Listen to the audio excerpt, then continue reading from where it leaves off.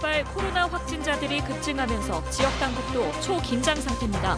원어민 교사 30여 명 등 이태원 방문자들이 도내에만 60명이 넘는 것으로 집계되고 있습니다. 너무 걱정돼요.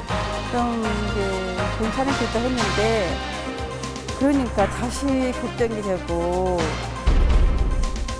대면 수업을 앞두고 학교들이 분주합니다. 급식실은 식탁마다 종이 칸막이가 설치되고 있습니다. 여수시 공립노인요양병원의 부실이 지역의 치매 인프라 구축에도 타격을 주고 있습니다. 광양시도 고흥군도 성사시킨 국비지원 치매 병동 사업을 여수시는 신청도 하지 못하고 있습니다. 일단 첫째는 여기 병원 정상화가 제일 우선이다. 이쪽으로 지금 저희들이 신경을 쓰고 있습니다. 정부가 여수와 광양, 율촌 산단에 대한 대수술에 나섭니다. 문재인 대통령도 저탄소 지능형 소재 부품 산단 조성에 힘을 실었습니다. 여러분 안녕하십니까? 월요일 밤 여수 MBC 뉴스데스크 시작합니다. 이태원 클럽발 코로나19 확진자들이 전국적으로 확산되면서 지역의 방역당국도 비상에 걸렸습니다. 지금까지 확인된 방문자들은 다행히 음성이었지만 이번 주부터 전면 개방할 예정이었던 공공도서관과 관광지들은 고민에 빠졌습니다. 박민주 기자입니다.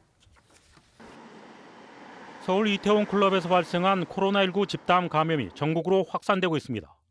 서울 경기뿐만 아니라 전남 도내도 비상이 걸렸습니다. 지금까지 자진 신고한 도내 클럽 방문자는 5명, 방문자의 가족 접촉자 7명을 포함해 모두 음성 판정을 받았습니다. 이태원 일대 상가 방문자도 55명이 신고됐는데 49명이 음성 판정을 받았고 나머지 6명은 검사를 진행하고 있습니다. 도내 방역당국이 한숨을 돌리긴 했지만 조용한 전파를 우려해 자진 신고를 적극 유도하고 있습니다. 이 5분 모두 검사 결과 음성 판정을 받았습니다. 그리고 진단검사를 꼭 받아주시기를 부탁을 드립니다. 그래야만이 이 사태가 빨리 종결될 수 있을 것 같습니다. 2주부터 전면 개방된 관광지도 고민은 큽니다. 생활 속 거리를 둘 수 있어 코로나 속 힐링 명소가 됐던 순천만 국가정원. 2주부터는 실내 정원까지 개방했지만 이태원 클럽발 코로나 확산 추세에 방문객들도 걱정이 앞섭니다. 너무 걱정돼요. 좀 이게 괜찮아질까 했는데 그러니까 다시 걱정이 되고. 2달여 만에 문을 연 도서관은 방역이 강화됐습니다. 마스크 착용은 물론 도서관 입구에서부터 발열을 체크하고 명부도 작성하도록 했습니다. 도서관별로 동시 입장 인원도 제한을 둬 이용자의 지나친 밀집을 피하도록 했습니다. 일시적으로 인원이 몰릴 것에 대비해서 인원을 제한을 하고 있습니다. 그래서 우리 삼산 도서관의 경우는 130명 이내로 인원 제한을 두고 있습니다. 하루를 망설이면 일상은 한 달이 멈출 수 있다며 생활 속 거리 두기를 강조하고 있는 방역당국. 지역의 관광 공공시설도 긴장감 속에 방문객을 맞고 있습니다. MBC 뉴스 박민주입니다. 이태원 클럽발 감염 사례가 확산하는 가운데 전남 지역에서도 교직원 40여 명이 일대를 방문한 것으로 집계됐습니다. 도교육청은 지난 4월 29일부터 5월 6일까지 서울 이태원과 홍대 일대 클럽 방문 여부를 조사한 결과 원어민 교사 34명과 교원 10명, 직원 5명이 클럽을 방문했던 것으로 나타났습니다. 이들 중 20명은 코로나19 검사 결과 음성 판정을 받았고 나머지 29명은 검사 결과를 기다리고 있는 것으로 알려졌습니다. 당초 예정했던 고등학교 3학년들의 등교가 일주일 연기됐습니다. 지역 고등학교들은 당혹감 속에서도 생활 속 거리 두기 기준으로 세밀한 방역 작업에 나서고 있습니다. 김윤 기자가 취재했습니다. 고등학교 3학년들의 등교를 앞둔 목포 시내 한 학교입니다. 정문에서부터 체온 측정과 방문자 기록이 시작되고 학교 현관은 열 화상 카메라가 설치됐습니다. 현관 입구는 발열 검사를 위한 대기선이 그려져 있습니다. 학생들이 등교하기 전에 발열 체크하기 위해서 대기하는 선입니다. 그럼 여기서 발열 체크를 하고 교실로 입실하는 겁니까? 예, 그렇습니다. 보건실 옆에는 발열과 호흡기 등 유증상자가 발생할 경우를 대비해 일시적 관찰실이 마련됐고 학생 한 명에 2매씩의 마스크와 학급에 지급될 체온 측정기, 손 소독제가 구비됐습니다. 한 층에 몰려있던 3학년 교실은 2개 건물로 분산됐고 책상 간격도 1.5m씩 넓게 벌렸습니다. 막바지 방역 소독도 마쳐 등교하는 학생들을 기다리고 있습니다. 급식소 입구에는 자동 손소독 분무기가 비치됐고 식탁마다 종이 칸막이를 설치해 대면 식사를 불가능하게 했습니다. 아이들이 그 감염 경로를 확실하게 차단하기 위해서 이런 불가피하게 이런 조치를 취했습니다. 학교 전체 교사가 모여 코로나 예방 수칙과 유증상자 관리, 확진 발생 시 행동 요령 등을 숙지하는 등 만일의 사태에 대비하고 있습니다. 전남교육청도 고3 등교에 대비해 온라인 설문조사를 실시해 발열자와 호흡기 증상자의 등교를 막고 있습니다. 열이 있거나 예를 들면 호흡 곤란이 있거나 또는 가족 중에서 해외여행을 다녀왔거나 이런 학생들은 그 상황을 학교에 알려주면 오는 13일 등교가 예정된 전남 지역의 고3 학생은 16,000여 명. 경기도 용인발 코로나19 감염 사태가 심상치 않은 가운데 학교마다 코로나 예방에 신경을 곤두세우고 있습니다. MBC 뉴스 김윤입니다.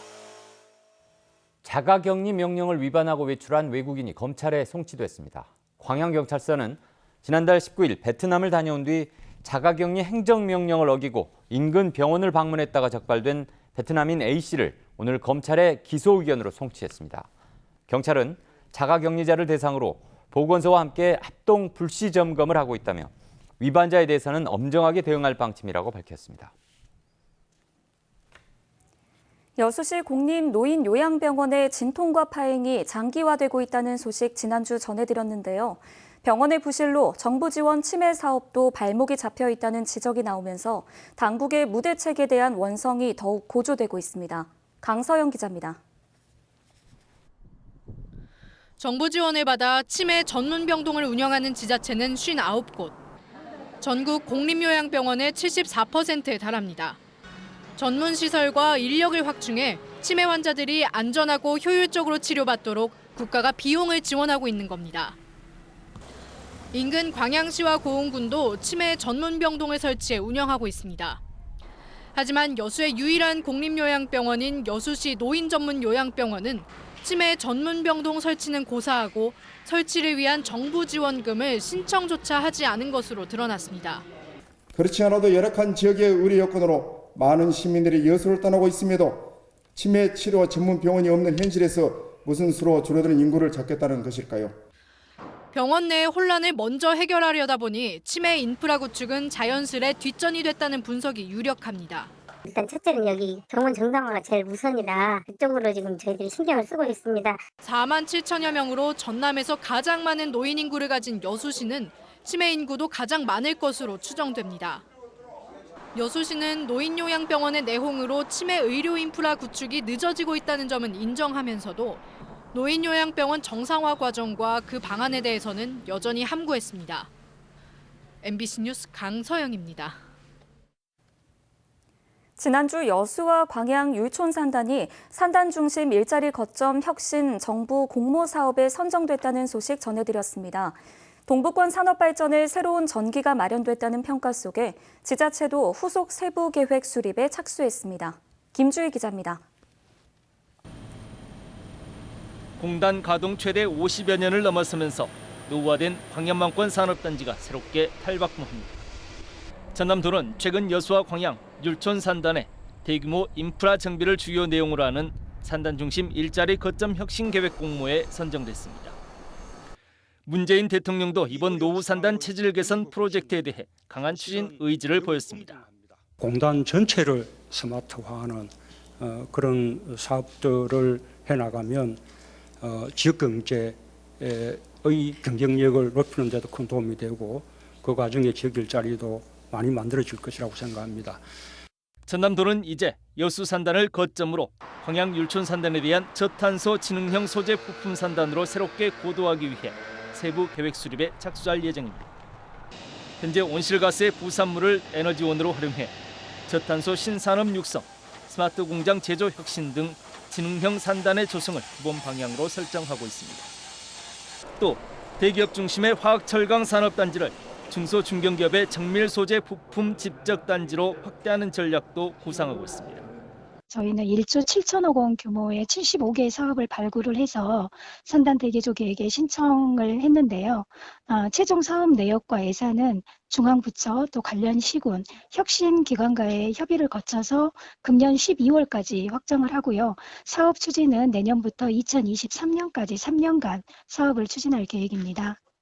안전 환경 개선과 소재 부품 중심으로 인프라 정비가 시급한 전남 동부 지역의 산업단지.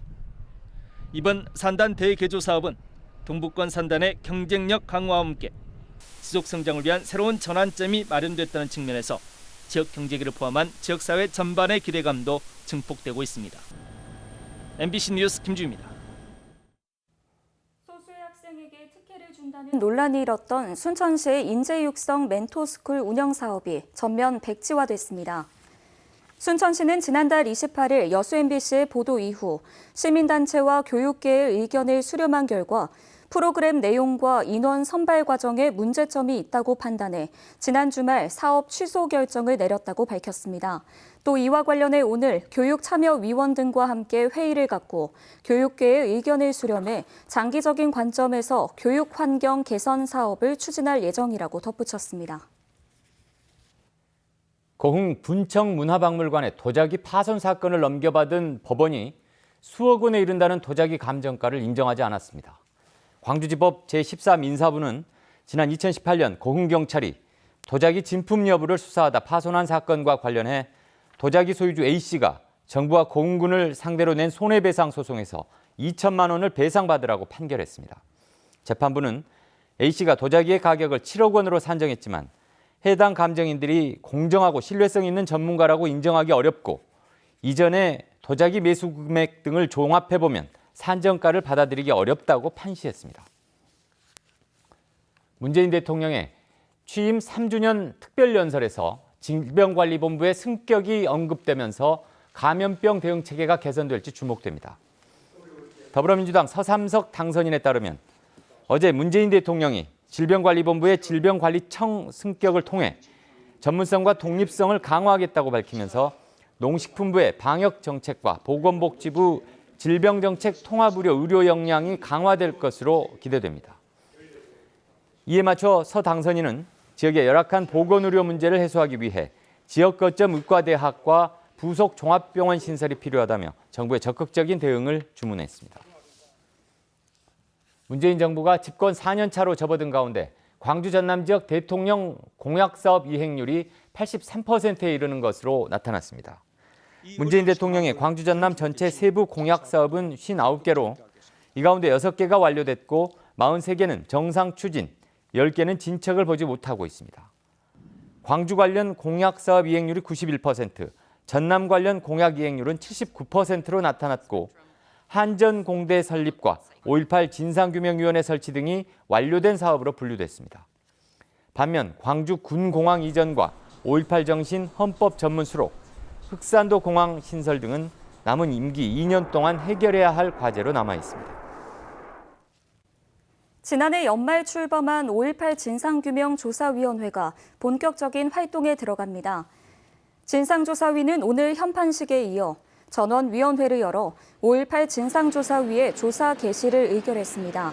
조사위는 내일부터 본격적인 진상조사에 착수할 예정이며 기자 간담회를 열어 향후 조사 방향을 설명할 계획입니다. 80년 5월의 아픔을 간직한 전일빌딩이 전면적인 리모델링을 마치고 전일빌딩 245라는 이름으로 개관했습니다.